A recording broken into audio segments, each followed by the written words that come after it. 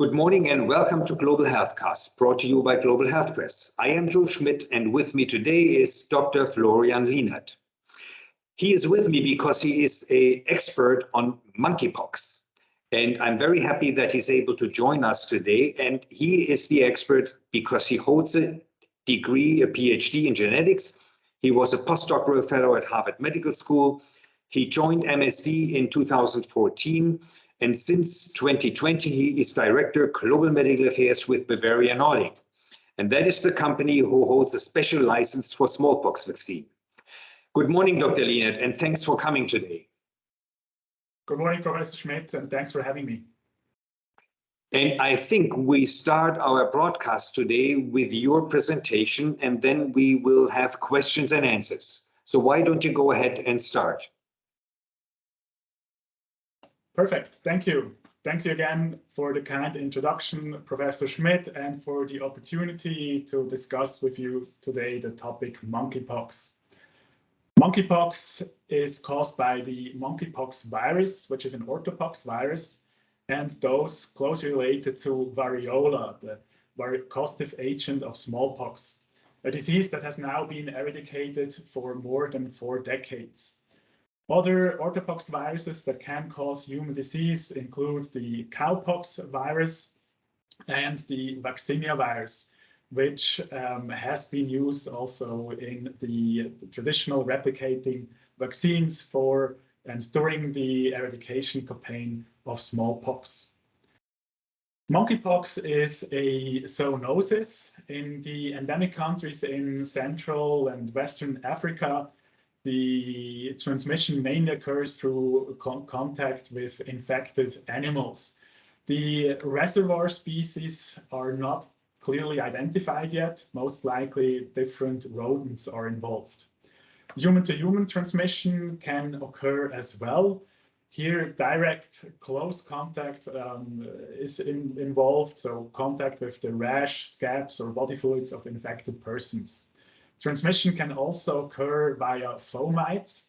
There have been cases of transmission to healthcare workers via contaminated linen, for example, of monkeypox patients who were hospitalized. Transmission via respiratory secretions, specifically via droplets, can occur as well. However, here most likely prolonged close contact is needed. After viral entry, the monkeypox virus replicates at the inoculation site and then spreads to local lymph nodes. Next, a viremia leads to further spread and seeding in other organs, and this represents the incubation period, which typically lasts 7 to 14 days. Symptom onset is correlated with a secondary viremia, which leads to an initial prodromal phase of 1 to 2 days, which is characterized by fever, fatigue, swollen lymph nodes, followed by the development of the skin lesions, initially and classically in the oropharynx and then on the skin. And the rash is a centrifugal papillary vesicular rash, and classically these lesions occur all at the same stage of development. Complications of monkeypox can include bacterial superinfections of the skin lesion, corneal scarring, but for example also encephalitis. The monkeypox virus occurs in 2 different clades, the Central African clade and the Western African clade, with the Central African clade leading to more severe disease and also being associated with a higher case fatality rate of up to 10%. In the endemic countries, the case fatality rate for the Western African clade has been estimated to be between 3 and 4%. On this slide, you see some clinical pictures of monkeypox in endemic countries in Western Central Africa. So on the left-hand side, you see nicely this vesico-pustular rash. As mentioned before, the rash or the lesions occur classically at the same stage of development. In the middle picture, you see nicely the swollen lymph nodes in the groin area. And on the right-hand side, the lesions occurring also around the mouth and the eyes. So close contact can lead to transmission here of monkeypox. Monkeypox in humans has been first described in 1970 in Zaire, which is now the Democratic Republic of Congo. And over the last 4 decades, a strong increase in the monkeypox cases in these Western and Central African countries has been observed. Different factors might have been or might be at play here.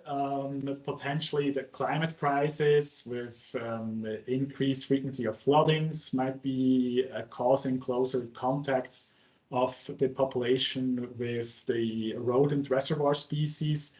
Deforestation might have the same effect, but very likely also a waning population immunity against orthopox viruses also plays a major factor. So since eradication of smallpox, the smallpox vaccination programs have been stopped, meaning an increasing proportion of the population is nowadays no longer immune against orthopox viruses. Since 2018, there have also been a few instances of exported monkeypox cases from Nigeria, with cases being reported in Singapore, Israel, United Kingdom, and then most recently also in the US. And then, of course, since beginning of this year, now we have a major outbreak in non-endemic countries, with first cases being reported mid of May in the UK. Now, as of July 6th, we have more than 7,000 cases reported in more than 50 countries worldwide. Mainly these cases, but not exclusively, have been observed in men who had recent sexual contact with new or multiple male partners. In many cases, these monkeypox cases have been presenting with a clinical picture that shows some differences to what has been classically described for monkeypox in the endemic countries. Luckily, we have treatment and prevention options available. According to the recommendations by WHO, treatment of mild, uncomplicated monkeypox cases should involve symptomatic treatment, so treatment with drugs to manage fever and pain, and potentially, in case of secondary bacterial infections of the skin lesions, also treatment with antibiotics. Then there's an antiviral called tecovirimat, which is licensed in the US and in the EU for treatment of smallpox, and in the EU also for treatment of monkeypox. In terms of vaccines, we have modified vaccinia Ankara Bavarian Nordic, which is a non-replicating smallpox vaccine licensed in Canada, US, UK, and the European Union for prevention of smallpox. In the US and in Canada, this vaccine has also been licensed for prevention of monkeypox. And with that, I end this presentation and I look forward to the discussion. Thank you very much for this great presentation, Dr. Lienert. This is really amazing. Looking at the numbers that you showed, there was an increase in cases from 47 to 280, and then to 280 and almost 19,000 suspected cases. I mean, wasn't it predictable that monkeypox would come to Europe and the United States? Well, yes, and several researchers groups, including also our company, we have been trying to raise awareness about monkeypox and also about the risk of more cases being exported to non-endemic countries. For example, we have just published a few months ago a systematic literature review that described the changing epidemiology of monkeypox. And the graphics I've showed on this slide were actually taken from this publication. Great information. So we saw the disaster come, but we are not well prepared. You say that there is a license of the vaccine in the United States and Canada, but not in Europe. I guess that may have to do with administrative matters, right? Well, yes. So we're currently in discussions with the European Union Medicines Agency about expanding the indication to prevention of monkeypox also in Europe. Yeah. Let me come back again to the disease before we go to prevention and treatment. So is there any reason to assume that there was genetic change in the virus, like for coronavirus jumping to men? There were probably some changes involved. Was there a similar change, or was it really, is it the same virus genetically as it had been before? I think that's not fully clear yet. So, of course, monkeypox virus is a DNA virus, which generally shows a lower mutation rate than RNA viruses. There have been reports that identified an unexpectedly high number of mutations in the circulating monkeypox virus strain. However, in my opinion, there's not sufficient evidence yet that these mutations are really leading to a higher rate of transmission. Interesting, yeah. And coming back to the clinics, just some clinical questions here. Which organs can be involved after viremia? Viremia for me is the virus is in the blood, and then it can spread to any organ. Is that true, or are there hotspots in our body for the virus? Yeah, basically, from the lymphoid organs, it can spread to any organs. Of course, the skin, where you see the lesions, but also to tertiary organs such as the lungs, eyes, gastrointestinal tract. And currently, complications of monkeypox can include, besides the bacterial superinfections of the skin, also bronchopneumonia, or as well infection and scarring of the cornea, which is also a relatively common complication and long-term complication of monkeypox. Yeah, and you described in your presentation that there is a classical picture, and you showed these slides. I remember I was the smallpox physician in our hospital. I had to decide, is this smallpox, chickenpox, or shingles, or whatever it was, right? So I was supposed to come to the first patient with suspected smallpox in the 1980s. And I guess that time is gone because smallpox is eradicated. But now I know the classical picture, smallpox. So what is the untypical picture that we see now today with the outbreaks in Europe and the United States and elsewhere on the globe outside the endemic areas? Yeah, so the classical clinical picture of monkeypox as it has been described in the endemic countries is similar to what has been seen for smallpox, with generally less severe disease, of course, and one exception, which is the swollen lymph nodes, which is really typically seen only for monkeypox. So as I've mentioned before, you see the prodromal symptoms with fever, fatigue, etc., and then followed by the centrifugal rash. In the current outbreak in non-endemic countries, the clinical picture seems to be different, and atypical features that have been described include, for example, a presentation of only a few or even just a single lesion, absence of skin lesions at all in some cases, then lesions mainly focusing on the genital, perineal, or perianal area without any further spread to other skin areas. Then also what has been described are lesions appearing at different stages of development. So basically in a certain patient having macules, papules, vesicles, and pustules, which has not been classically observed for monkeypox in the endemic countries. And then in some cases, lesions have also appeared before the onset of fever. So basically here an absence of the prodromal period has been described. Wow, that means whenever a patient comes who could have monkeypox, you should think of monkeypox, right? It is not what you showed on your slides anymore. It is really a plethora of possible symptoms. Yeah, definitely. And I think we've also heard that it can easily be misdiagnosed as other sexually transmitted diseases. So let's switch to the vaccine now. Your vaccine has in Europe the brand name Imvanex. And you already told us that it's licensed in the United States and Canada for use in monkeypox.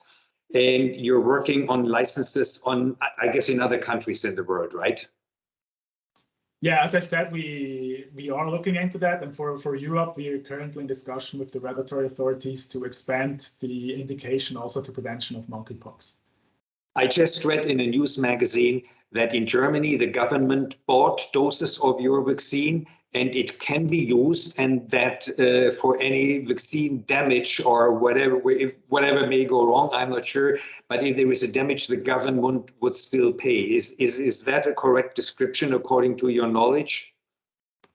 Yes, I think that's the case for Germany. And in also what we've seen in other countries where the vaccine has not been licensed yet or not been licensed for prevention of monkeypox, that the regulatory authorities were very forthcoming with granting exceptions, so license for importation for off-label use. Now, the big question to me is who should be vaccinated? And particularly, should children be vaccinated? What is your view here? Well, I mean, of course, providers should follow the local recommendations by their governments. And what we have seen is that many countries now recommend the use of smallpox vaccines, and this not only includes the vaccine by Bavarian Nordic, but in some countries also the traditional replicating smallpox vaccines. In most countries, there's a recommendation to use the vaccines for post-exposure prophylaxis and also for pre-exposure prophylaxis in persons who are at occupational risk for exposure. So, for example, laboratory workers doing monkeypox diagnostics, or also certain healthcare workers. And then in some countries, we see now also recommendations for pre-exposure prophylaxis in other high-risk groups, such as high-risk individuals within the men having sex with men population. So I guess the advice to our audience here would be follow your local recommendations. And you mentioned the different risk groups here that may be considered. And the problem with children is, I'm not sure, is the smallpox vaccine Imvanex licensed for children at all? No, the vaccine by Bavarian Nordic is only licensed for use in adults. Okay.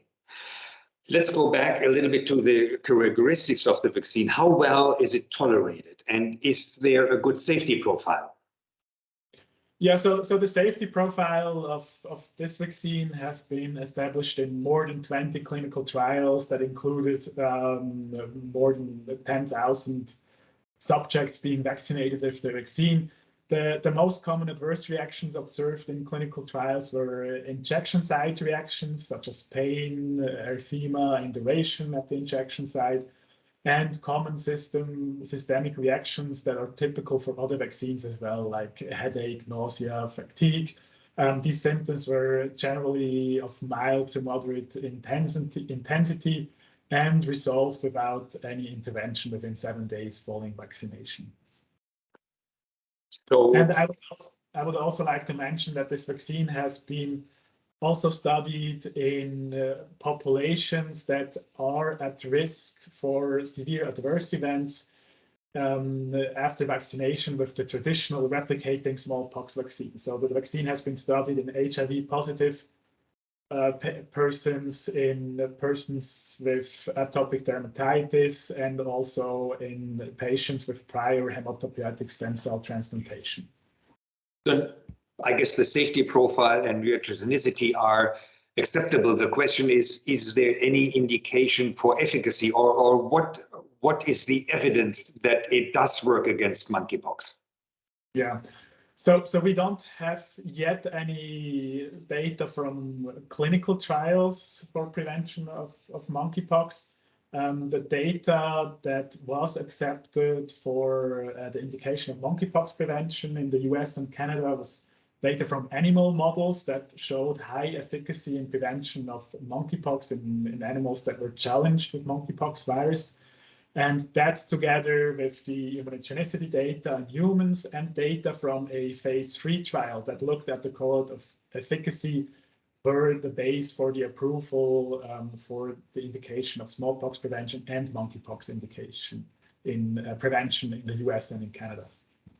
So there is good reason to accept that the vaccine is working against monkeypox.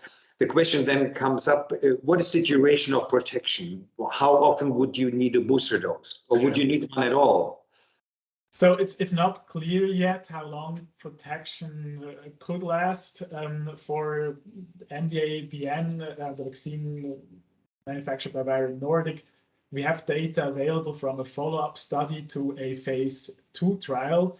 In this study, it was found that the booster with MVA-BN induced a strong amnestic response 2 years after primary immunization with either 1 or 2 doses of MVA-BN.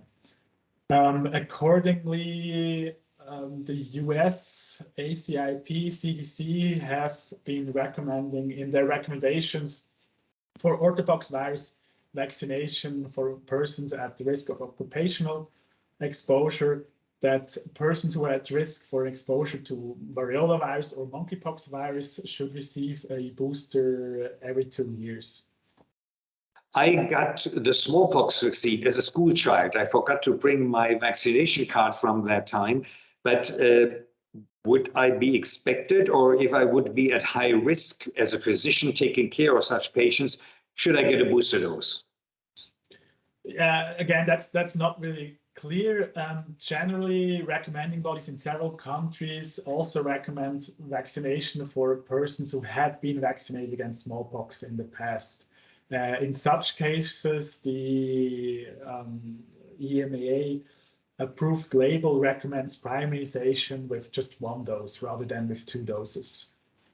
Okay, and I guess yeah, the one question that always comes up, I guess, people think of vaccination after they were exposed, right? You don't think of vaccination beforehand, right? You're not well prepared, and then you were exposed. Is this still, if you immediately go to your physician, should you ask for the vaccine? Is there any indication that it may work shortly after exposure? So the monkeypox vaccine has not yet been tested in clinical trials in a post-exposure setting. I guess this is ongoing now in several countries.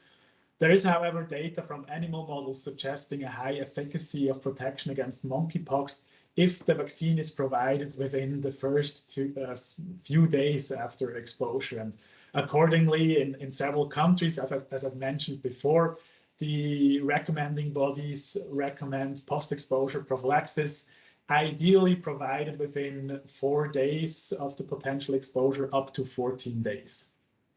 And Okay. there's no data suggesting that the available vaccine would work therapeutically, so after the onset of symptoms. Yeah, like with most vaccines, they don't work if you give them, if you have the disease. My last question then would be, and you already mentioned that there are that other smallpox vaccines are in use against monkeypox. Are there any other vaccines already licensed or on the horizon? So there are no other vaccines licensed for prevention of monkeypox. However, several governments likely have stockpiles still of the first generation replicating smallpox vaccines that have been used during the eradication of smallpox. And then we also have, there's a second generation replicating smallpox vaccine available, which is marketed as ACAM 2000. Then there are also some more attenuated vaccinia virus vaccines that have been developed by South Korean, Japanese, and Russian manufacturers. Of note, these vaccines have not been licensed yet for prevention of monkeypox, and since they're replicating, they might pose a risk of severe adverse events in certain risk groups, such as immunocompromised individuals. Because they're replicating viruses. Yeah, interesting. Thank you very much. And I have no other questions here. And maybe in the end, I just can mention that number one, we will have the slides as show notes. Your presentation will be available as show notes on our website. In addition, we will provide free of charge the chapter written by your colleague Heinz Weidenthaler in the Vaccitutor. He wrote a nice chapter on smallpox and monkeypox. We also make this available. In addition, we will give you the information with 3 different sets of publications from WHO, CDC, and a recent Lancet Infectious Diseases article. So plenty of information for those who want to have more, who want to read more, but maybe on your vaccine, if I want to have good information, not coming from a company person, where would I look for good information on Imvanax? Yeah, I mean, in the European Union, you can look for the European Public Assessment Report that was issued by the European Medicines Agency. And besides that, there's also many countries' information available from the Ministry of Health. Dr. Lienert, thank you very much for your time and for your information here. This was our Global Healthcast special on July 7th, 2022. Please like, share, and leave your comments below. And again, a very special thank you for joining us today. Goodbye.